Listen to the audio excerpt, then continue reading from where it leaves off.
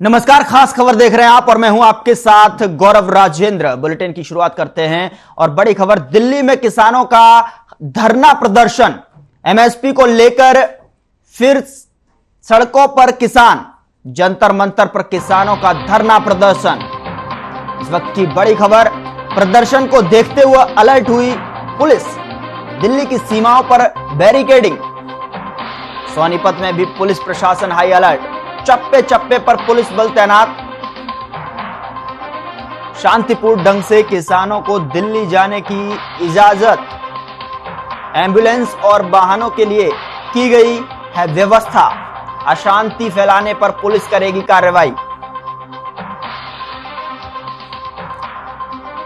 बड़ी खबर इस वक्त की दिल्ली से, जहां पर प्रदर्शन को देखते हुए चप्पे चप्पे पर सुरक्षा बढ़ा दी गई है। दिल्ली में किसानों का प्रदर्शन, चप्पे चप्पे पर पुलिस बल तैनात। शांतिपूर्ण ढंग से किसानों को दिल्ली जाने की इजाजत। एम्बुलेंस और वाहनों के लिए की गई है व्यवस्था। अशांति फैलाने पर पुलिस करेगी कार्रवाई। सोनीपत में भी पुलिस प्रशासन हाई अलर्ट, चप्पे चप्पे पर पुलिस बल तैनात। शांतिपूर्ण ढंग से किसानों को दिल्ली जाने की इजाजत। अशांति फैलाने पर होगी कार्रवाई। इस वक्त की बड़ी खबर देख रहे हैं आप, अन्नदाताओं का आंदोलन पार्ट 2।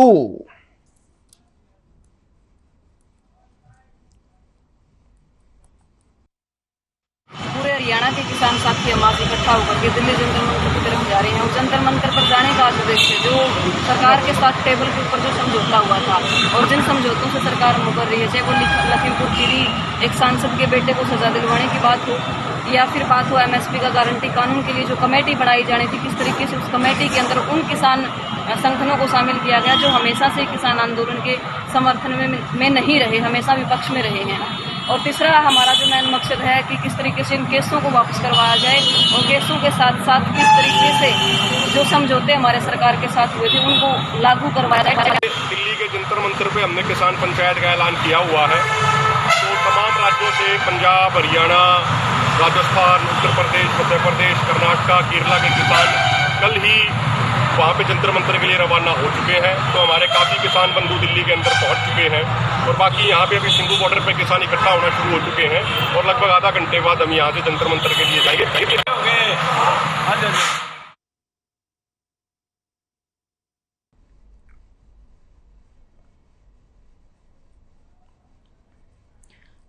दिल्ली की सीमाओं पर बैरिकेडिंग, एमएसपी को लेकर फिर सड़कों पर किसान। अपनी मांगों को लेकर एक बार फिर से किसान दिल्ली की तरफ कूच करते हुए। जंतर मंतर पर किसानों का धरना, दिल्ली की सीमाओं पर बैरिकेडिंग की गई है।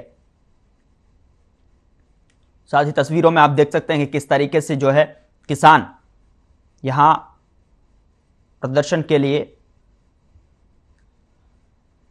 और दिल्ली की सीमाओं पर बैरिकेडिंग की गई है। एक बार फिर से एमएसपी की मांगों को लेकर दिल्ली की तरफ कूच करते हुए किसान, हालांकि शांतिपूर्ण ढंग से दिल्ली जाने की इजाजत।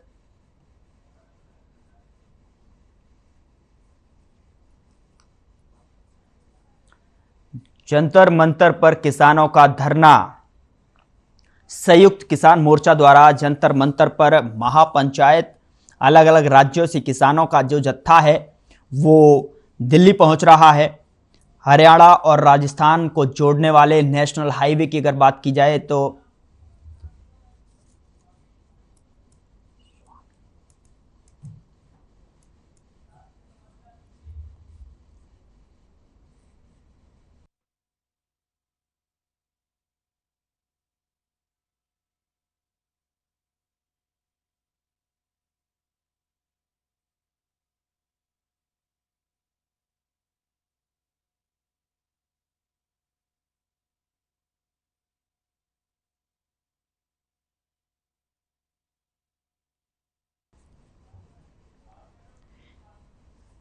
अन्नदाताओं का आंदोलन है। इस पर बातचीत करने के लिए हमारे साथ खास मेहमान हमारे साथ मौजूद हैं।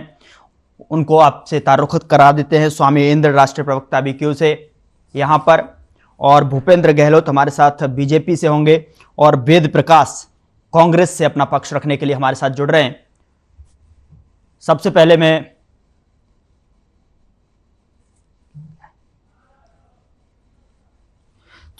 मैं राष्ट्रीय प्रवक्ता बीकेयू के पास जाऊंगा, स्वामी इंद्र जी के पास। स्वामी इंद्र जी, आपका स्वागत है हर खबर पर। मैं आपसे जानना चाहता हूं सर, आज के आंदोलन को लेकर क्या कुछ मांगे हैं आपकी, और किस तरीके से आप दिल्ली कूच कर रहे हैं? देखिए गौरव जी, लगातार भारत सरकार द्वारा, खासकर मोदी कैबिनेट द्वारा किसानों का हाथ उड़ाना, किसानों के मसलों को गंभीरता से लेकर हल्के में लेना, और सरकार जो एमएसपी को लेकर जो सरकार ने वादा किया था किसानों का कि आप यहाँ से उठिए और हम 3 काले कानून की बात ले ही रहे हैं, एमएसपी पर हम गारंटी की योजना के लिए एक कमेटी बनाते हैं। किसानों में विश्वास कर ले सरकार के ऊपर कि ठीक है आप कमेटी बनाए, तो आप हैरान होंगे इस कमेटी के अंदर किन लोगों को ले आए। 29 प्रतिनिधि टोटल होने हैं, उसमें सरकार की तरफ से तो होंगे, साथ में ऐसे संगठनों को ले आए जो बीजेपी द्वारा पोषित है और जो लगातार इन कृषि कानूनों का समर्थन कर रहे थे। तो आप जब ये लोग इस कमेटी के अंदर होंगे जो समर्थन करने वाले होंगे, और मात्र 3 ही किसान संयुक्त किसान मोर्चा की तरफ से जाएंगे, तो आप बताइए मैंडेट किनके पास होगा? मैंडेट उनके पास होगा। तो 26 का आंकड़ा लिए बैठे होंगे वो तो जीत जाएंगे। तो किसान की बात को दबाने का जो सरकार ने काम किया है, इन तमाम बातों को लेकर लखीमपुर खीरी का मामला देखिए, किसान लगातार 72 घंटे का 2 किसानों ने संकेतिक धरना दिया कि हम अभी जागे हुए हैं, ये धरना जो हमने स्थगित किया है बंद नहीं किया, हम वापस गए हैं, ना कि हमने मोर्चा उखाड़ा है। मोर्चा हमारा दिल्ली की दिल्ली की तरफ चारों तरफ वैसे का वैसा ही बना हुआ है। अगर सरकार जनता की आवाज दबाने के लिए तानाशाही रवैया अपनाएगी तो किसानों और देश की जनता को, तो मैं कहना चाहूंगा आज ये किसान आंदोलन होकर ये देश का जन आंदोलन है, हर उस आदमी का आंदोलन है जो अनाज खाता है और जो अनाज उगाता है। तो आज सरकार को समझना होगा, इस आंदोलन को समझना होगा, किसान की भावनाओं को समझना होगा, देश की भावनाओं को समझना होगा। किसान नहीं तो लगातार इसी प्रकार अपनी आवाज बुलंद करते रहेंगे, और सरकार को तुरंत इस पर कार्रवाई करनी चाहिए। जो कमेटी बनाई सरकार ने उसे भंग करे और नई कमेटी संयुक्त किसान मोर्चे के कहने के अनुसार बनाए, इस प्रकार हम अपनी बात रख सके सरकार का। क्योंकि एक बैलेंस तो होना चाहिए ना, आप अनबैलेंस कमेटी बना रहे हैं, 26 एक तरफ 3 एक तरफ, तो हार तो निश्चित कर दी आपने किसान की। तो अन्नदाता अपनी हार को कभी भी इस प्रकार से धोखे से मनवाने की सरकार कोशिश करेगी, उसको किसान मानेगा नहीं। ठीक है स्वामी जी, मैं आपके पास वापस लौटूंगा। इस बीच में भूपेंद्र गहलोत जी से सवाल लेना चाहूंगा।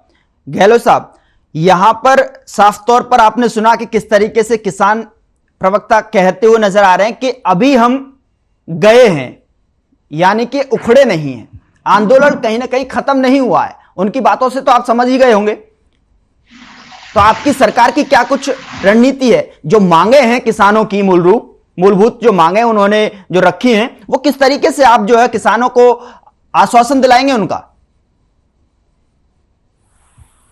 ये पहले भी इन्होंने एजिटेशन किया था जी, और जो इनकी डिमांड थी एमएसपी की, वो सरकार ने उस पर कमेटी बना दी जो डिसीजन हुआ था, और इनको बोला कि 3 आदमी आप अपने दे दो। ये कहते हैं उसमें बीजेपी समर्थित लोग आ गए, फलाना आ गए। देश का 80% किसान है। ये 4-5 लोग जो बॉर्डरों पर आकर राजनीति करते हैं, ये खाली किसान नहीं है। ये सरकार को देखना है कि सबका प्रतिनिधित्व उस कमेटी में हो। इनमें तो एकता है नहीं। अच्छा, किसानों में एकता सारे राजनीति करते हैं। ये यूपी में जाके और दूसरी जगह जाके ये कहते हैं कि बीजेपी को हराओ, मोदी को हराओ। इनका किसानों की मांगों से कोई लेना देना नहीं है। और मैं हरियाणा की खास तौर पर बात करूं, पिछले अभी इस एजुकेशन के बाद जितनी भी फसलें बिकी हैं, सब एमएसपी से कोई 1000 रुपए, कोई 2000 रुपए ज्यादा क्विंटल का भाव हमारी सरकार ने दिया है, ज्यादा उस पर ये बिकी है। और ये जो किसान नेता है, ये किसानों के लिए कुछ नहीं करते, ना इनको किसानों से कोई फायदा, इनको किसानों से कोई मतलब है। ये अपनी राजनीति चमकाते हैं। मैं ये जो किसानों के नेता बैठे, मैं इनसे पूछना चाहूंगा जी कि कितने इन्होंने किसानों के ग्रुप बना के फैक्ट्री, छोटी छोटी फैक्ट्री लगाई जिससे किसानों की आमदनी दुगनी हो सकती थी। खाली सरकार के भरोसे क्यों रहे? ये किसान का मतलब ये है, किसान नेता का मतलब ये वो किसानों की भलाई के लिए बात करे। चिप्स की फैक्ट्री लगा सकते थे, सोच की फैक्ट्री ग्रुप बना के लगाएं। इनको एक्सपोर्ट करने से कौन रोकता है? ये किसानों का ग्रुप बनाए, जो सरकार की स्कीमें है उनका फायदा उठाए। लेकिन इन लोगों को किसानों से कोई लेना देना नहीं है। ये आके अपनी राजनीति चमकाते हैं। पीछे एक इनकी जो खास आदमी था योगेंद्र यादव, आपको पता होगा, उसने तो ये कहा था कि हमने तो अपोजिशन के लिए पिच बना दी थी, और अपोजिशन अगर फील्डिंग और बैटिंग ना कर पाए तो हम क्या करें। इन्होंने खुले तौर पर यह कहा, अभी 5 राज्यों में चुनाव हुए, इन्होंने खुले तौर पर यह कहा कि मोदी को हराओ। इनको किसानों की बात से कोई मतलब नहीं था। और क्या किसानों ने बीजेपी को किस तरह का समर्थन दिया आप सब लोगों के सामने है। ये पिछले बार भी देखो, ये हरियाणा को अखाड़ा बनाने का काम करते हैं। ठीक है, पिछली बार भी एक आदमी आया था जी, जो जाट एजुकेशन के नाम से यूपी से चल के उसने हरियाणा में क्या हाल किया, हजारों लोगों स्वामी इंद्र सर, मैं आपके पास आ रहा हूं, मैं आपके पास आ रहा हूं सर, मैं आपके पास आ रहा हूं जी, आप अपनी बात पूरी कीजिए। ये झींगा मस्ती नहीं है, पहले बात सुनने की बात करो। आप किसी पर आरोप लगाते हो तो सुनने की भी हिम्मत रखो। ठीक है, अब ये टिकट आ गया, यूपी में कोई पूछता नहीं, उनका जो संगठन था उन्होंने इसको निकाल दिया और फिर ये आके यहाँ बैठ गया। आदरणीय भाई नरेंद्र मोदी जी इस देश के प्रधानमंत्री हैं, उनको संकल्प है कि किसान की इनकम को हमको दुगना करना है कम से कम, और दुगने से भी ज्यादा ले जाने का ये काम सरकार ये काम करेगी। ठीक है, हम ये 4-5 लोग आएंगे, इनको ये 80% लोगों के प्रतिनिधित्व नहीं है। वेद प्रकाश जी के पास जाना चाहूंगा। लोगों ने आईना दिखा दिया। अभी 5 राज्यों में चुनाव हुए, इन्होंने अपने आदमी भी खड़े किए थे वहां, लोगों ने जमानत जब्त करा दी। ठीक है सर, मैं देश का किसान आज आदरणीय भाई नरेंद्र मोदी जी के साथ है और सरकार। ठीक है, मैं आपके पास आऊंगा सर, बिल्कुल आपने अपनी बात रखी। वेद प्रकाश जी भी इंतजार कर रहे हैं। देखिए सर, किसान नेता आगे की बात करते हैं, आप बताइए, प्रतिनिधि भेजिए। आप पहले क्यों मान के चल रहे हो कि सरकार आपके खिलाफ एक्शन लेगी? आप राजनीति कर रहे हो। आप 3 आदमी अपने भेजिए, अगर वो सरकार तुम्हारे उसके हक में ना है तो फिर तुम्हारे को एजुकेशन करने का राइट है, तुम्हें कौन रोकेगा। लेकिन सिर्फ इस बात के लिए आलोचना के लिए, आलोचना करने के लिए प्रवक्ता कांग्रेस के पास जाना चाहूंगा। सर, आप किस तरीके से समझते हैं, इस बार भी क्या विपक्ष पूरी तरीके से किसानों के साथ में है? ऐसा है, विपक्ष के पास नहीं सर, मैं आपके पास आऊंगा भूपेंद्र सर, मैं आपके पास आऊंगा। इस बीच जो है कांग्रेस प्रवक्ता भी हमारे साथ जुड़े हुए हैं, उनके पास चलता हूं। सर, आप बताइए, क्या आपका पूरा विपक्ष इस समय किसानों के साथ में दिखाई दे रहा है क्या इस बार भी?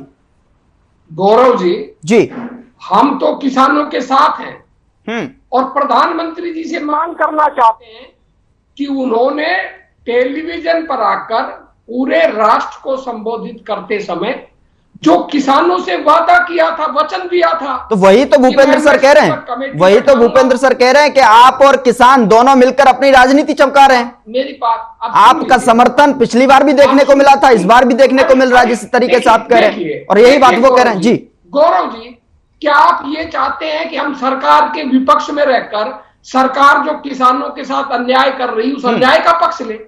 हमें पहले ये बता दीजिए, विपक्ष का काम क्या है? जनता के मुद्दों का समर्थन करना और जो सही मुद्दे हैं उनके साथ खड़े होना। अब जब प्रधानमंत्री ने स्वयं अपनी गलती मानी और गलती मानकर 3 काले कानून वापस लिए, उन्होंने खुद कहा, मैं नहीं कह रहा, टेलीविजन पर आकर, और उन्होंने कहा मैं एमएसपी पर कमेटी बनाऊंगा। 6 महीने हो गए, 6-7 महीने, आज तक आज उस एमएसपी की जो तथाकथित कमेटी जो उन्होंने बनाई उत्तर का, उसकी बैठक होगी। दूसरी बात, जो एमएसपी पर किसानों की कमेटी बैठाई उसका भी फैसला पहले ही आ गया।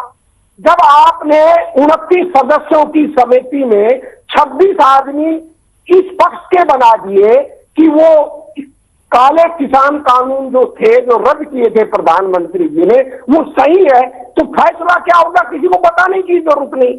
दूसरा, भूपेंद्र जी ने तो फतवा ही जारी कर दिया कि भाई ये किसान आंदोलन राजनीति से प्रेरित है, हम चुनाव में जीत गए। अगर आप चुनाव में जीत गए, आप ये किसान आंदोलन राजनीति से प्रेरित है, फिर बैठक का क्या उचित है? आपने उस बैठक में नहीं करनी, आपने तो मन बना लिया। दूसरा, देश के अंदर चुनावों में हार भी चलती रहती है। अगर इस तरफ को माना जाए तो कांग्रेस का इतना तो क्या सर आपकी तरफ से भी आपकी पार्टी का कोई नेता धरातल पर किसानों के साथ आ रहा है क्या? बात माननी नहीं चाहिए थी। अगर वोट का और आंदोलन का संबंध रखोगे आप लोगों की मांगों का, फिर तो कोई आंदोलन होगा ही नहीं। तो क्या सर अब इस आंदोलन में एक बार पुनः जो आंदोलन आप लेकर चल रहे हैं समर्थन देते हुए, तो क्या आपका कोई नेता इस किसानों के साथ में आ रहा है धरातल पर? सरकार का काम है अपने किए गए वादों के अनुसार किसानों को संतुष्ट करना, और वो संतुष्ट जब ही होंगे जब जो आपने एमएसपी की कमेटी बनाई है स्वामी इंद्र जी सही समन्वय हो, प्रोपोर्शनल। आप अपनी बात रखिए। आप जो है किसानों के लिए क्या कुछ कर रहे हैं? आप अपनी राजनीति चमकाने का काम कर रहे हैं, आंदोलनों के माध्यम से अपनी पहचान बनाने का काम कर रहे हैं, पूरे देश में भ्रमण करने का काम कर रहे हैं। इस तरीके से जो है बीजेपी प्रवक्ता की तरफ से कहा गया। आप बताइए कि क्या वाकई में किस तरीके से कौन कौन सी जो मांगे हैं, मूलभूत मांगे हैं जो पूर्ण नहीं हुई है आपकी? न्याय कहां से मिलेगा? सरकार न्याय ही नहीं देना चाहती। आंदोलन सर मैं आपके पास लौटूंगा वेद प्रकाश सर। राजनीति में इनसे पूछा जाएगा विषय क्या है। ये लोग गुमराह करने की बात कर रहे हैं, आम जनता की आवाज को दबाने का काम कर रहे हैं। किसान क्या बात कर रहा है कि भाई एमएसपी ठीक कर लीजिए। खुद प्रधानमंत्री बोलते कि 80 करोड़ देशवासियों को अतिरिक्त कोरोना काल में अनाज दिया गया। वो अनाज कहां से दिया गया? अडानी अंबानी गोदाम से दिया गया। वो एमएसपी पे जो खरीद होती है उससे दिया गया। हम यही तो कह रहे हैं कि देश के आम उपभोक्ता का ख्याल करने के लिए आपको एमएसपी पे नीति बनानी होगी, उसे आपको कानून बनाना होगा। कहना चाह रहे हैं, आवाज वॉल्यूम बढ़ाइए की बात जी।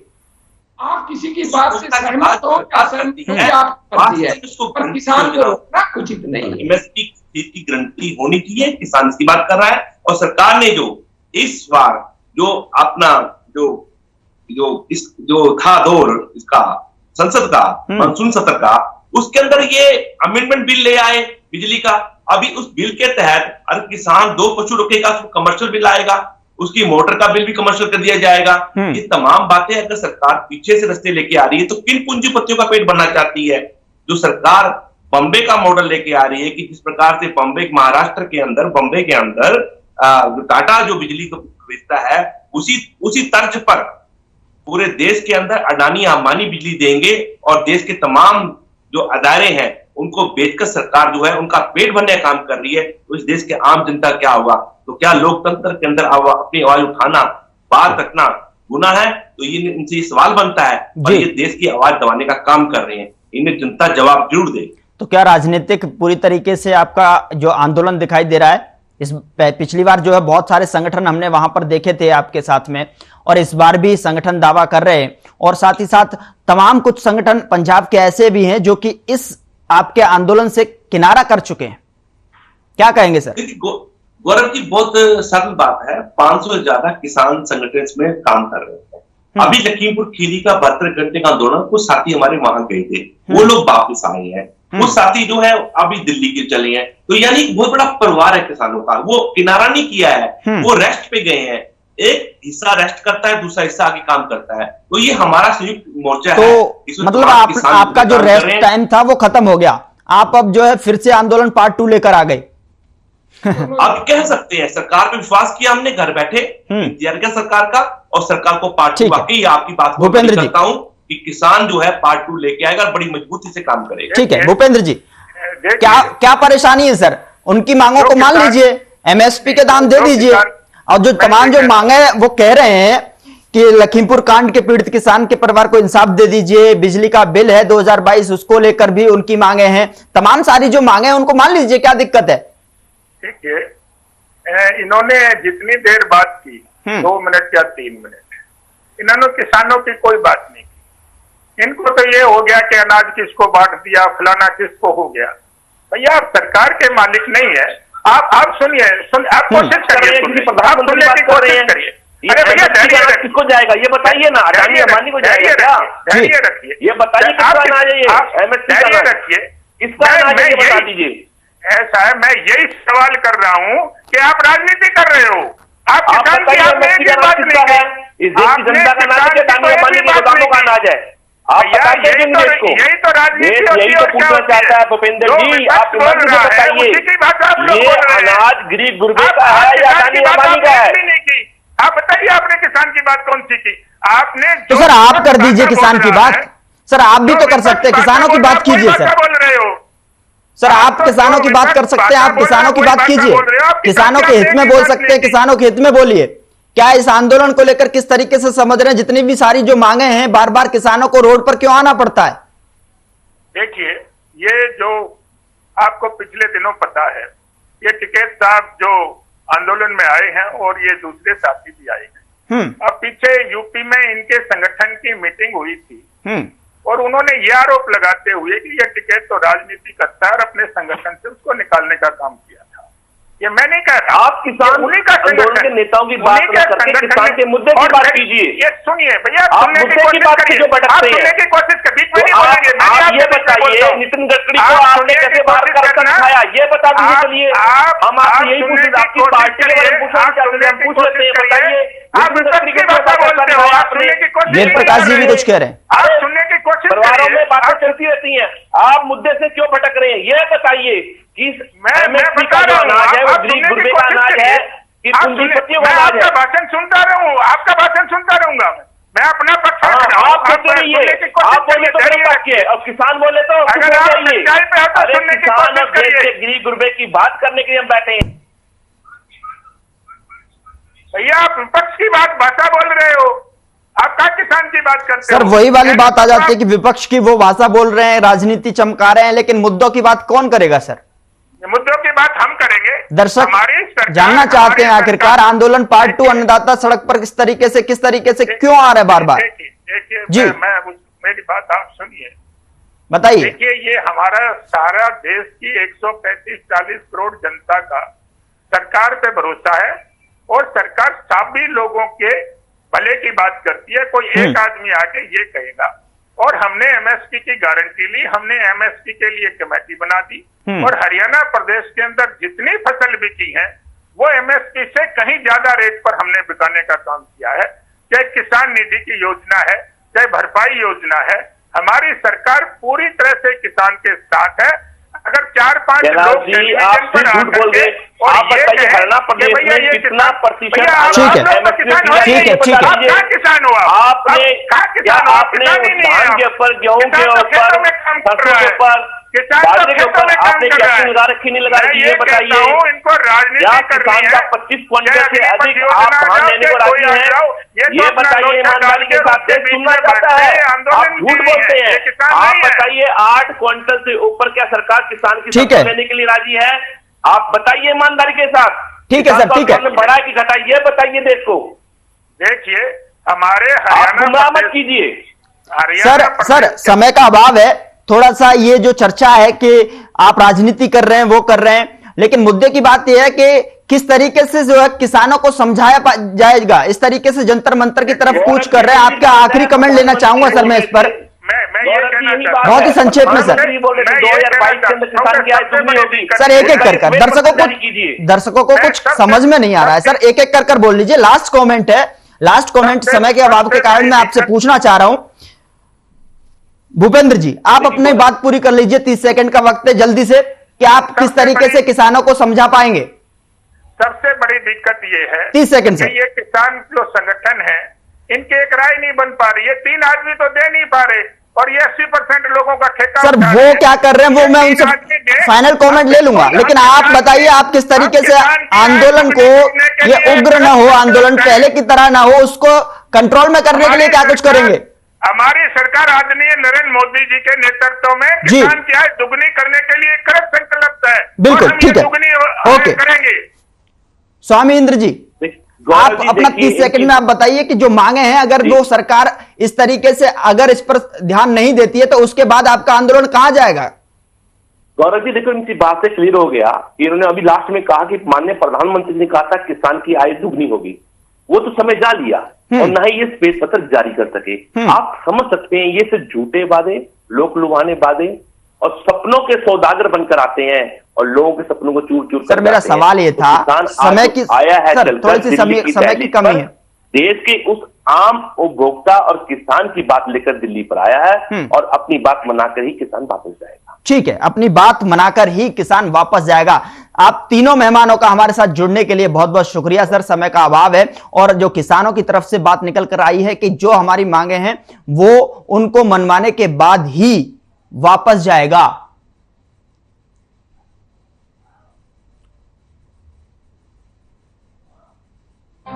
तो बड़ी खबर आ रही है सोनीपत से, कुंडली सिंगू बॉर्डर पर पुलिस तैनात, कई कंपनियों की भी की गई नियुक्ति। कुंडली बॉर्डर पर 4 जगह लगाए गए बैरिकेड्स। सिंगू बॉर्डर पर भी पुलिस प्रशासन हुआ अलर्ट, कुंडली बॉर्डर पर लगा कई किलोमीटर लंबा जाम।